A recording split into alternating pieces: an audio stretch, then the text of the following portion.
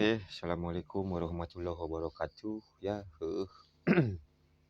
buat kawan-kawan semua, perkenalkan nih nama saya si Abah Cepotnya.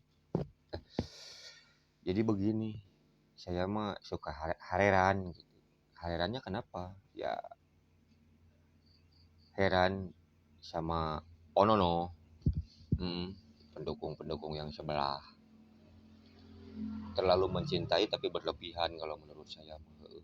Sampai mata, hati, telinganya mata dibutakan gitu kan. Telinga ditulikan. Yang dibahas cuman itu doang. Apa itu ya hutang. Menurut saya nih, yang namanya hutang nggak masalah. Kenapa nggak masalah? Sepanjang itu hutangnya produktif dan dibangunkan atau dipakai untuk membangun bangsa ini. Gitu. Kita gunakan analogi sederhana aja. Kalau bagi saya ya, gini loh. Saya misalkan tukang tambal ban, ya, yang cuma pakai kompaan biasa. Nah, yang apa namanya, yang datang nambal ke tempat saya itu apa? Siapa? Uh, Biasanya kan berarti kalau hanya kompaan biasa itu yang datang itu cuma sepeda, paling gede yang motor lah. Kecil dong penghasilannya, tentunya seperti itu. Nah, saya berpikir bagaimana untuk menaikkan taraf penghasilan saya di tambal ban ini dengan segala keberanian diri. Akhirnya saya entah itu kredit ataupun pinjam duitnya ke bank. Setelah dapat duitnya ataupun kredit, saya kredit kompresor di situ. Nah, otomatis setelah saya ada kompresor, berarti yang nambal ke tempat saya bertambah. Bisa mobil, motor, bahkan sepeda. Tergantung kapasitas PK dari kompresor tersebut. Kalau yang kompresornya gede, ya mungkin bisa tronton, truk, itu kan mobil kecil. Nah, di situ. Nah, secara otomatis karena penghasilan bertambah, kalaupun itu ada rezeki saya, mungkin untuk setorannya tidak akan nombok kalau lagi bagus rezekinya. Lagi minim jelek, nomboknya nggak gede-gede amat. Tapi ada tapinya, setelah itu lunas, itu jadi barang milik saya, kompresor milik saya. Nah, itu yang disebut namanya hutang produktif. Jadi hutang itu digunakan untuk menaikkan taraf penghasilan kita. Setelah lunas punya kita, ya penghasilan itu pun tetap naik punya kita. Itu yang pertama. Nah, ada lagi hutang pasif. Nah, ini yang bahaya. Seperti zaman babah dulu, pinjam duit ke IMF, kemana, itu untuk apa namanya, ya memperkaya diri sendiri lah. Sebagian dibangunkannya hanya segini, dibangunkannya juga cuma Jawa sentris lagi. Saya mah kesal zaman waktu itu teh. Tapi sisanya jadi bancakan korupsi. Sisanya untuk ya itulah, untuk apa namanya, untuk anak menantu gitu. Nah, analoginya seperti ini. Udah saya tukang tambal ban pakai kompaan gitu kan. Penghasilannya nggak seberapa, datang tukang kredit TV, saya pinjam kredit TV. Nah, itu hutang pasif. Bukan untuk menambah penghasilan, meningkatkan taraf ekonomi, untuk maraban panon atau ya itulah untuk hiburan doang. Nah, itu yang salah. Tapi kalau hutang, kita berhutang untuk digunakan sebagai penambah ataupun apa namanya, untuk meningkatkan daya ekonomi kita. Iya, sakit sekarang, iya. Ingat pejuang kita dulu. Pejuang kita itu mengorbankan tenaga, pikiran, harta, bahkan nyawanya. Itu untuk apa?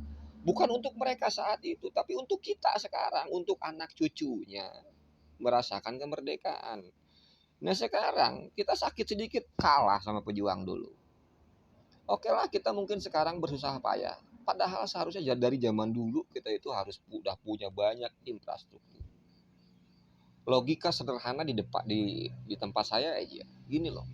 Seketika sebelum jalur lingkar selatan ini ada, harga tanah di sini cuma 5.000 perak per meter. Terus tempatnya juga angker gitu kan. sawah kemana-mana, jarang lah.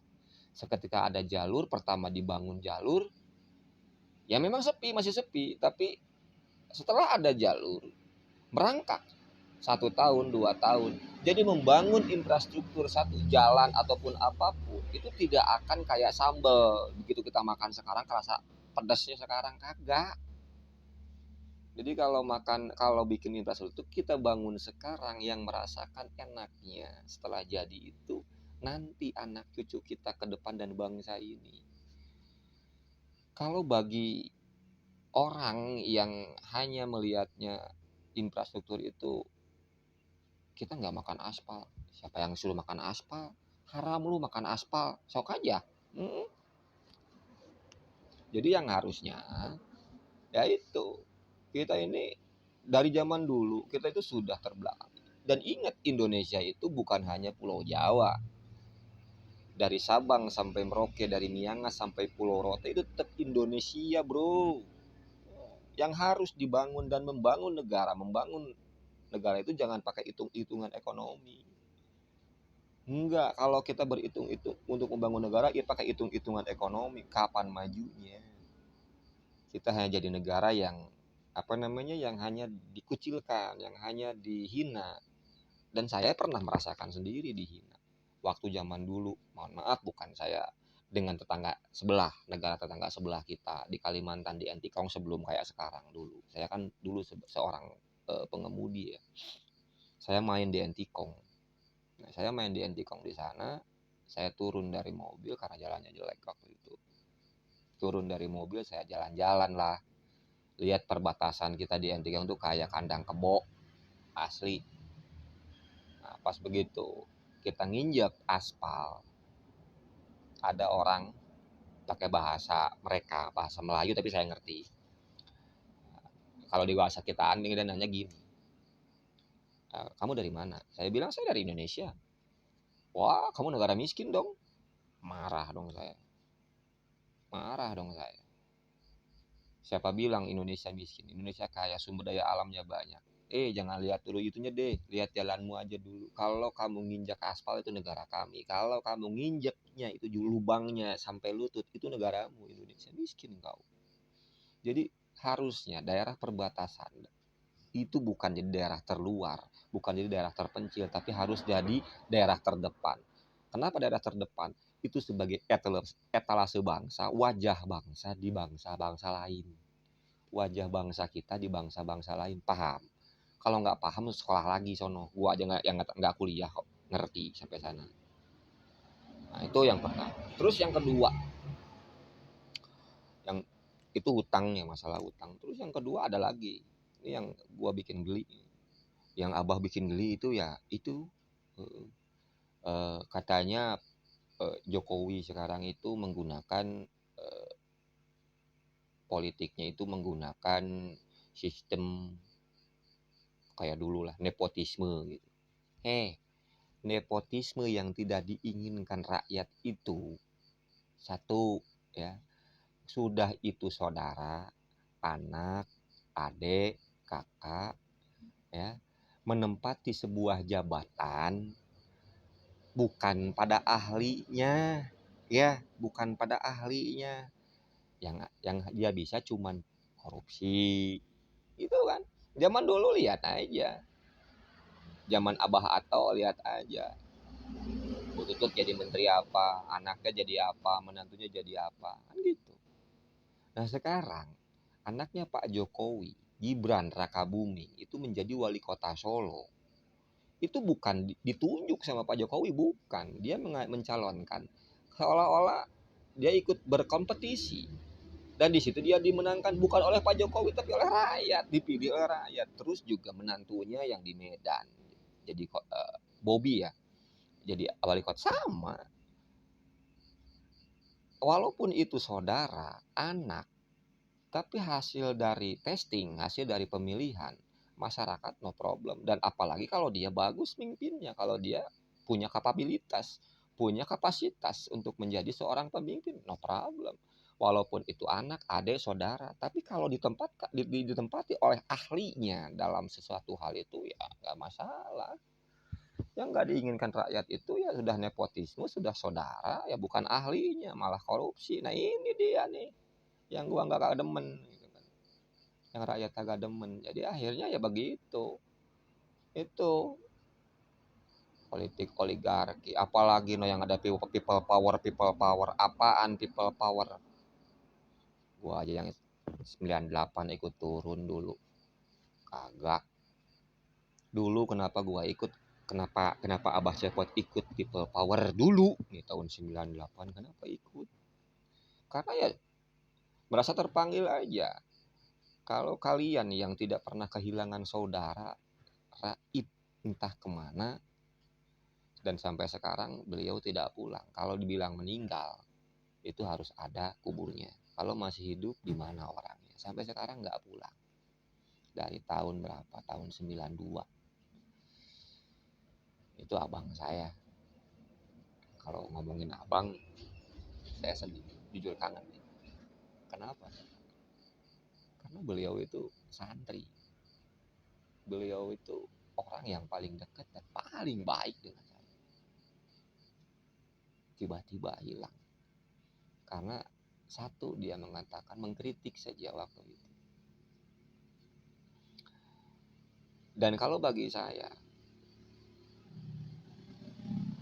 jujur aja, PKI memberontak itu propaganda.